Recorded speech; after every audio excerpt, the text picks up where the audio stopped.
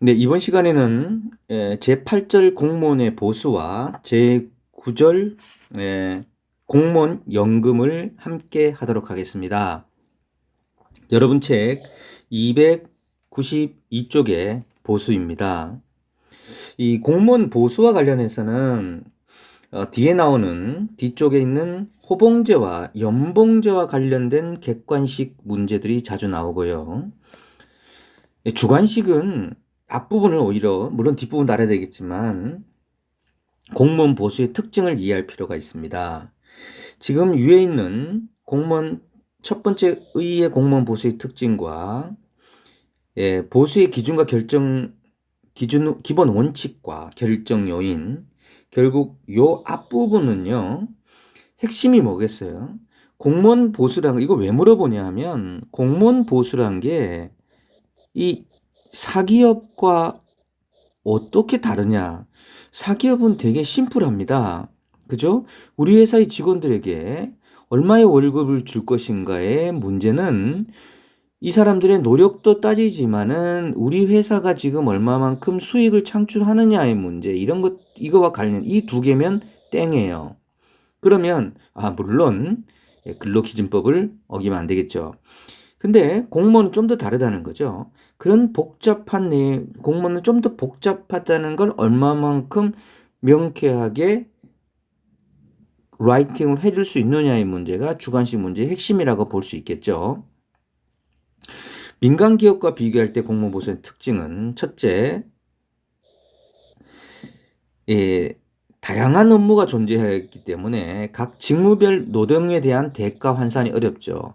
우리는 거의 공무원 보수표 하나 가지고 약 100만 명의 공무원들이 물론 다 똑같지 않습니다. 경찰 뭐 이런 국정 이런 좀 표가 다릅니다만은 거의 수십만 명의 공무원들이 그걸 같이 써요. 근데 그 안에 일은 다 다른데 말이죠. 둘째, 민간 기업의 보수는 근로자와 사용자 간의 합의에 의해서 결정하지만 공무원은 일반적으로 합의가 아니다는 거죠. 셋째, 일방적으로 사용자가 월급을 주는 겁니다. 공무원의 보수 수준은 일반 사회의 보수 수준보다 대체로 낮은 편입니다. 기본 원칙 봅시다. 대외적 비교성. 일단 민간 기업과 비교해서 대내적 형평성. 대내적 형평성이란 뭘까요? 대내적으로 9급에서 1급까지의 과연 9급에서 8급 간의 차별화를 얼마나 두고 8급에 7급 얼마나 둘 것인지의 차별성이죠. 직무와 계급 등의 차이에 따른 보수의 격차가 합리적으로 이루어져야 한다는 것입니다. 그래서 보수 수준을 그러면 결정할 결정 요인은 뭐냐? 경제적, 사회윤리적, 인사정책적, 보수 이외의 뭐 편익 요인 이런 것들을 고려해서 결정하면 된다. 자, 우리나라의 공무원 보수 봅시다. 우리나라의 공무원 보수 체계는 크게 호봉제와 연봉제로 구분됩니다. 호봉제는 어디죠? 6급 이하, 연봉제는 5급 이상의 공무원입니다. 자, 우리 6급 이하 여기서 혼동되죠? 우리 근무 성적 평정에서 성과, 계약 등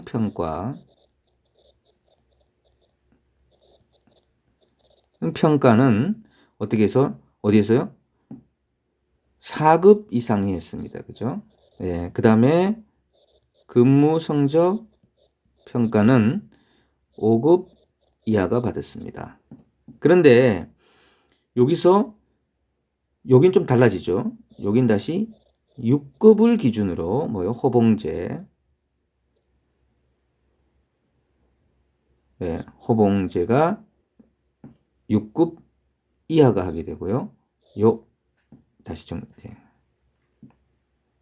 6급 이하. 여기는 호봉제. 요 위는 연봉제입니다. 요 평가가 조금 달라요. 그죠? 여기는 지금 보수에 대한 문제고 여기는 지금 평가의 문제가 돼요. 이렇게 살짝 엇박자가 나 있다는 거 틀리지 마시기 바랍니다. 자, 호봉제. 호봉제는 호봉에 따라 봉급이 결정되는 겁니다. 여러분들 그 호봉표 있죠? 그 표에 따라서 되는 겁니다. 매년 정기 승급을 하게 되죠. 매년 여러분 호봉이 오릅니다. 6급이 1년 지나면 6급 1호봉에서 6급 2호봉 이렇게 올라가는 거죠. 그래서 연공급 성격의 보수제도라고 볼 수 있겠죠. 예, 그리고 이 호봉제 공무원에게도 성과 상여금은 주어집니다. 상당히 많아요. 성과 상여금이 12월에 한 번 주어집니다. 그래서 이런 여러 가지 고려를 합니다. 개인별 지급은 되는 것은 근무 성적 평점 결과와 기타 정무 업무 평가 등의 결과를 반영하여 참고자 단면평가 자료는 참고 자료로 활용될 수가 있습니다. 그래서 어쨌든 이런 호봉을 할 때는 여러 가지 성과 상여 같은 지급을 할 때는 개인들의 자료를 활용해서 좀 개인적으로 차별화될 수 있다. 하지만 호봉을 하기 때문에 전체적으로 똑같게 되는 거죠. 왜 여러분 표 있지 않습니까? 여러분 찾으면 공무원 호봉표 있잖아요. 뭐 공무원 1급, 2급, 3급, 4급, 5급, 6급, 7급, 8, 9급, 1호봉, 2호봉, 3호봉, 4호봉, 5호봉 해가지고 9급 몇 호봉이 얼마 뭐 이렇게 나오는 거야. 이게 호봉제입니다. 연봉제는 개인의 능력, 실적, 공헌도에 따라 평가 결과에 따라 연간 보수 총액이 결정되는 임금 체계입니다. 현재 우리나라 이 연봉제는 좀 복잡해요. 크게 세 가지로 나누는 거예요. 고정급적 연봉제, 이건 차관급 이상, 이게 딱 끝. 네. 직무성과급적 연봉제, 그래 성과급적 연봉제, 직무성과급적 연봉제는 고위공무원단 땡. 네. 그 다음에 성과급적 연봉제는 고위공무원에 속하지 않는 사람이나 아는 1에서 5급이나 임기적 공무원들에게 줍니다. 고위공무원단에 속하지 않은 1에서 5급이라 하면 이래 고위공무원단을 적용 안 되는 예컨대 국정원 이런 데를 얘기하는 겁니다, 여러분. 자, 고정급적 연봉제. 고정급적 연봉제는 차관급 이상 고정된 연봉을 지급하는 겁니다. 여기 표에 나와 있어요. 이 아래 표에 살펴보십시다. 고정급적 연봉제. 차관급 이상 땡. 직무성과급적 연봉제. 고위공무원단에 속하는 공무원. 직무성과급적 연봉제. 고위공무원단의 성봉. 기준연봉과 성과연봉으로 나누어 지급합니다. 성과급적 연봉제 1에서 5급 공무원과 임기제 공무원들. 예. 근데 여기서 4급 이상은 봐요. 성과 계약 등 평가 결과를. 5급은 뭐죠? 근무 성적 평가 결과를 반영하는 거죠. 예. 왜 아까 얘기했듯이 이렇게 차별이 되어 있기 때문에 그렇다. 자, 그다음 요 표는 아주 잘 알아두시기 바랍니다, 여러분. 예, 자주 시험 문제에 나옵니다. 공무원 연금입니다. 이 공무원 연금은 여러분들이 이제 퇴임을 하게 되면 가장 관심을 가지게 되겠죠. 그래서 우리나라는 1960년에 이미 공무원의 연금법에 근거하여 공무원 연금이 시작되었고요. 이 공무원 연금 대상 적용은 뭐 국가공무원법, 지방공무원법, 극악회 관련 공무원들에게 주어집니다. 한 가지 주의할 사항은 군인은 군인연금법에 적용을 받고요. 선거에 의해서 취임하는 공무원은 국민연금에 적용을 받아요. 선거에 있으면 여러분들 시장 군수라든가 국회의원 이러면 국민연금에 적용을 받는다. 또한 다만 전직 대통령은 전직 대통령 AO에 관한 법률에 따라서 별도의 연금을 받습니다. 이 연금을 받지 않은 세 가지 예외가 있다고 그랬죠. 첫째, 군인연금법. 선거 이한 사람들은 국민연금을 받고 전직 대통령 AO에 관한 법률을 받는다. 요 예외 사항은 알아두시기 바랍니다. 재원 조달 및 비용 부담 방식입니다. 네, 이 국회의원의 경우는 과거 국회의원의 별도의 규정이 있었는데 연금에 관한 지금은 거의 사문화되었다고 볼 수가 있겠습니다. 재원 조달 및 비용 부담의 방식입니다. 재원 조달 방식. 연금의 재원 조달 방식은 적립 방식과 부과 방식으로 나눠질 수 있다. 하나는 적립 방식, 하나는 부과 방식으로 구분됩니다. 이 적립 방식은 가입자가 납입한 보험료를 적립하여 기금을 설치하고 기금과 운용 수익을 연금급여의 재원으로 충당하는 방식이에요. 그러니까 적립하는 거죠. 계속 돈을 적립하는 겁니다. 그 기금을 만들고요. 부과 방식은 수급자에게 연금을 지급할 때마다 그 비용을 가입자로부터 매년 각출하는 방식입니다.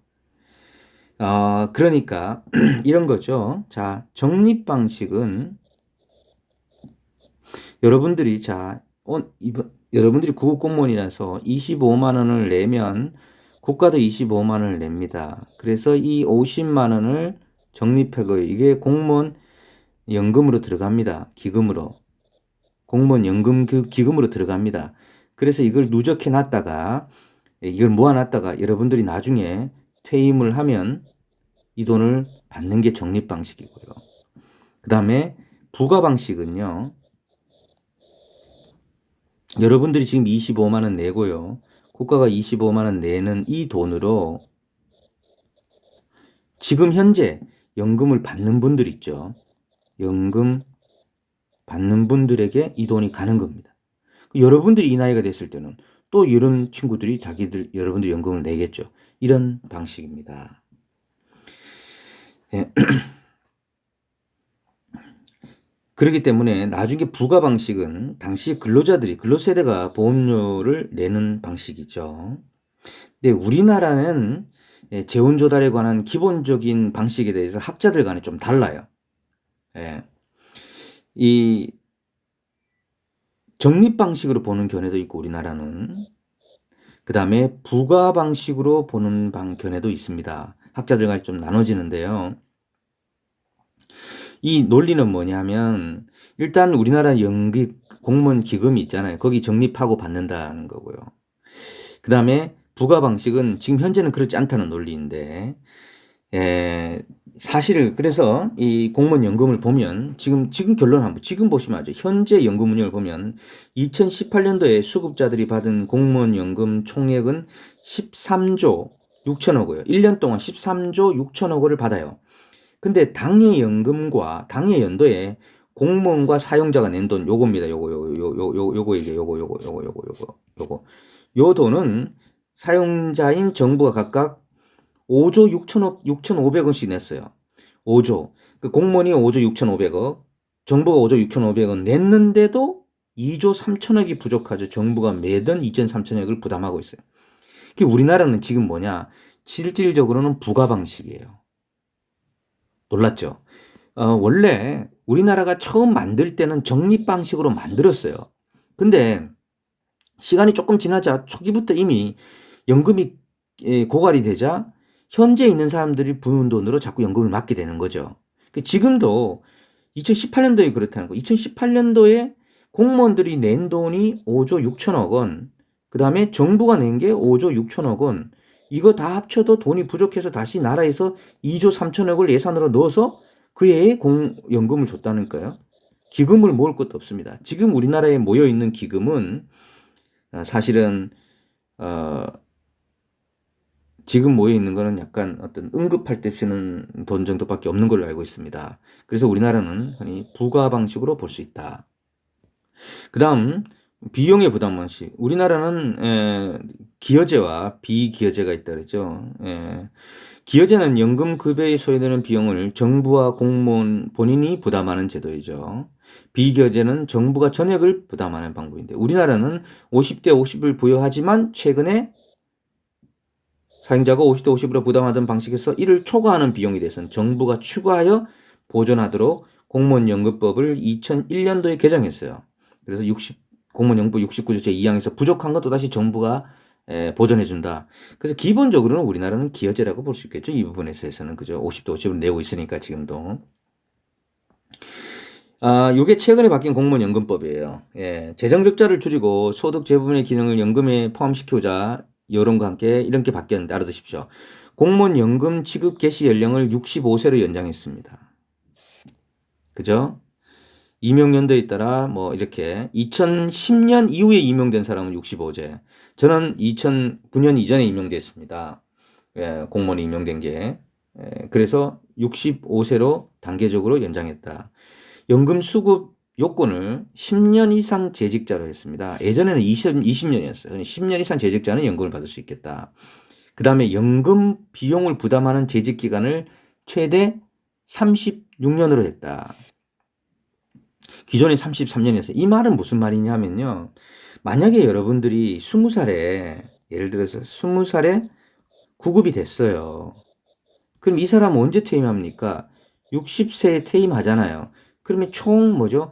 만 41년을 공직에 있어요. 그럼 41년 동안 계속 연금을 버느냐 타느냐 그게 아니라는 거죠. 이 어떤 사람이 들어와서 나가는 기간을 옛날에는 과거에는 33년 이상 못 붙도록 했어요. 여기까지 하고 그다음부터 연금을 못 넣어요. 연금 안 넣는 거예요. 요거를 늘렸습니다. 지금 뭐 36년이에요. 36년 동안 연금을 붙습니다. 이 한계를 만들어 놨다는 거죠. 원래 만들어 놨던 거고요. 또 이런 것도 있을 수 있습니다. 대체로 뭐 20살에 가는 게 아니니까 나 같은 경우 65세에 퇴임하는데 한 63세 정도 되면 제 생각에는 36년이 돼 버려요. 그래서 2년 동안은 연금을 붙질 않아요. 2년 동안. 근데 이때 저축을 좀 난 되게 기대하고 있습니다. 왜 저축을 좀 많이 할 것 같아요. 왜냐하면 지금 제가 연금을 한 70에서 80만 원 정도 넣고 있어요. 1년에. 국가에서 가져가는 거예요, 이거. 그러면 나 같은 교원은 예컨대 내가 80만 원을 내잖아요. 그러면 국가가 단국대학이 40만 원을 내고 다시 국가가 40만 원을 내서 난 1년에 160만 원의 연금을 저축하는 겁니다. 계속. 그런데 이 80만 원을 내가 안 되면 월급 80만 원이 늘어나잖아요. 그죠? 2년 동안은. 그런 게 있다.